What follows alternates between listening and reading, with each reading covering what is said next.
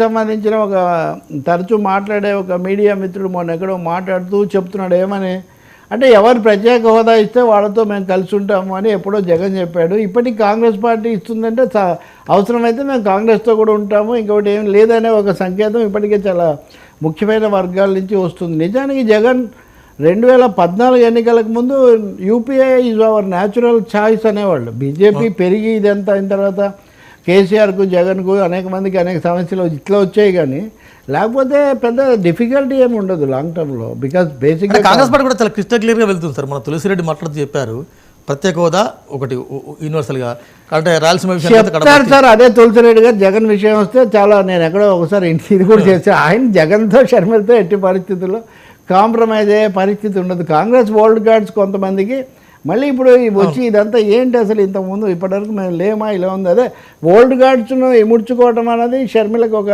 పెద్ద పరీక్ష. పార్టీలో బయట వాళ్ళ ప్రభావం ఏం పెద్దగా ఉండదు. బయట ఈమె యాక్టివ్ కాబట్టి ఈమె హడావుడే ఎక్కువగా ఉండదు. వైఎస్ఆర్ ఇప్పుడు స్థానాలు మారుస్తున్నారు, కొంతమంది ఎమ్మెల్యేల టికెట్లు కోస్తున్నారు, ఇలాంటి చర్చ జరుగుతున్న నేపథ్యంలో వైఎస్ఆర్సీపీ నుంచి కొంతమందిని కాంగ్రెస్ పార్టీ వైపు తీసుకుంటే విజయం క్లియర్ కదా వెంకట్. అదేం పెద్ద ఆర్కే ఇదివరకే చెప్పాడు, కొంతమంది వస్తారు, అది that is going to happen. ఇప్పుడు వీళ్ళంతా తెలుగుదేశంలోకి వెళ్ళలేరు కూడా, ఎందుకంటే అక్కడ సీట్లు రావు వీళ్ళందరికీ. ఇప్పటికే టికెట్లు రావు, చాలా పోటీ ఉంది. ఇప్పటికి వెళ్ళిన శ్రీధర్ రెడ్డి లేకపోతే రామనారాయణ రెడ్డి వీళ్ళందరి విషయంలోనే ఉండవల్లి శ్రీదేవికి వస్తుందా రాదా ఇట్లాంటి ప్రశ్నలన్నీ ఉన్నాయి ఇప్పుడు. కాబట్టి ఇటువైపు కూడా కొంతమంది వస్తారు. కాంగ్రెస్ పాత పార్టీ ఆ పేరుతో వాళ్ళు పోటీ చేయడానికి ఒక కనీసం రంగంలో ఉండడానికి వాళ్ళు ప్రయత్నిస్తారు. ఇంకా ఉండవల్లి లాంటి వాళ్ళు ఏం రారు, కానీ వాళ్ళు సలహాలు సూచనలు అంతవరకు వాళ్ళు చేయొచ్చు. సో ఏపీలో కాంగ్రెస్కు పూర్వ రోజులు మంచి రోజులు వస్తున్నాయని ఎక్స్పెక్ట్ చేయొచ్చు. కాంగ్రెస్కు మంచి రోజులు చాలా రోజుల కింద ఎన్టీఆర్ వచ్చినప్పటి నుంచి అట్లా ఉంది ఆ పార్టీ. ఆ రెండే ఉన్నాయి. బట్ కొంత అవకాశం ఏర్పడుతుంది. దాదాపు శూన్యమైన చోట కొంచెం మరీ కింద పాతాళంలో మరీ కింద నుంచి కొంచెం పైకి వచ్చే ఒక ఛాన్స్ ఏర్పడుతుంది. రైట్. ముఖ్యంగా తెలంగాణ నుంచి రేవంత్ రెడ్డి చాలా తెలివిగా పంపించాడు షర్మిలని, ఈ రకమైన పొలిటికల్ చర్చ కూడా నడుస్తుంది. ఏం చెప్తారు మీరు? అంటే రేవంత్ రెడ్డి షర్మిలని ఇక్కడ అడ్డుకోవడంలో సక్సెస్ అయ్యారు, సేమ్ టైం ఏపీకి సాగనంపడంలో కూడా సక్సెస్ అయ్యారు. ఇది న్యాచురల్ సొల్యూషన్. ఒక ఆప్షన్ లభించింది కాంగ్రెస్లో చేరడం ద్వారా. షర్మిలను ఇప్పుడు పంపించకపోతే రేవంత్ రామ్ ఏం సవాల్ చేసేటంత పరిస్థితి ఇక్కడ లేదు, కానీ ఒక న్యాచురల్ సొల్యూషన్ అయింది. నిజానికి ఆమె కాంగ్రెస్లో చేరింది బలపరిచిందే ఆంధ్రప్రదేశ్ కోసం, అది చాలా స్పష్టం. ఆమె రేవంత్తో మన పెళ్లి కార్డు కోసం తప్ప ఇంకెప్పుడు రాజీవ్కి వచ్చింది ఏం లేదు కదా. కాబట్టి అనేక కోణాల్లో శత్రువు మిత్రుడు అనే పద్ధతిలో జరిగింది తప్ప ఇంకోటి కాదు. బట్ రేవంత్ రెడ్డి అయితే ఉన్నాడు అనేది ఎక్కువ మంది అభిప్రాయం. తెలంగాణలో వద్దు, ఏపీలో పంపించండి కాంగ్రెస్కు, నేను కూడా వచ్చి ప్రచారం చేస్తాను కూడా ఆయన ఆఫర్ ఇచ్చాడు. సో ఆల్రెడీ మా పార్టీని బతికించుకోవాలి కాబట్టి నేను వెళ్తానని. సో తెలంగాణలో కలవలేని రేవంత్ రెడ్డి షర్మిల కృష్ణా తీరంలో ఆంధ్రప్రదేశ్ ఒడ్డున అయితే ఆంధ్రప్రదేశ్లో కలిసే అవకాశం ఎక్కువగా ఉంటుంది.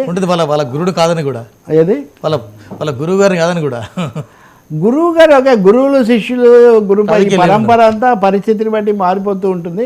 రేవంత్ రెడ్డికి ఎంత ప్రేమ భక్తి గౌరవం ఇవన్నీ ఉన్నా కానీ ఆయన చంద్రబాబు నాయుడుతో కలిసి రాజకీయం చేసే అవకాశం లేదు.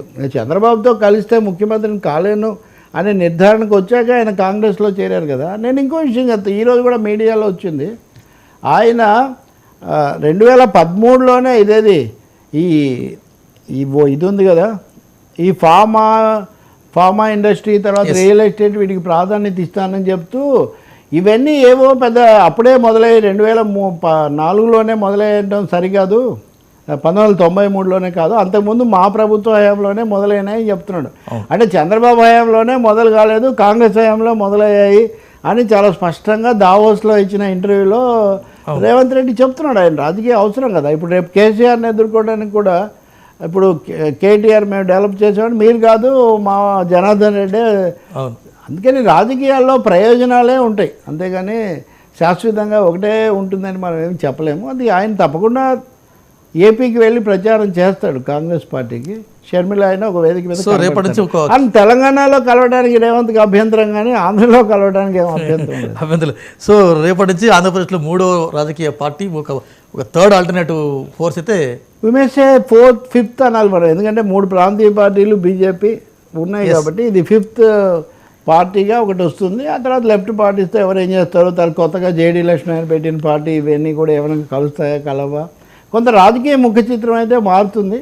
ఒక కొత్త క్యారెక్టర్ ఓల్డ్ స్టోరీతో ప్రవేశించి, క్యారెక్టర్ కొత్త కానీ స్టోరీ అయితే చాలా పాతదే. అది జరుగుతుంది. దీని మీద మరీ ఎక్కువ అంచనాలు వేసి షర్మిల రాగానే జగన్ వణికిపోతున్నాడు లేదా అంత పరిస్థితి ఉంటుందని నేను అనుకోను. కానీ కొంత డ్రామాటిక్గా నాటకీయమైన ఆసక్తికరమైన మలుపులు మాత్రం కొంచెం ఉంటాయి. నేషనల్ ఇన్ఫ్లుయెన్స్ కూడా ఉంటుంది. డెఫినెట్. ఒక చివరి అంశం సార్, ఒక చిన్న వితౌట్ యువర్ పర్మిషన్ అడగాల్సింది. నిన్న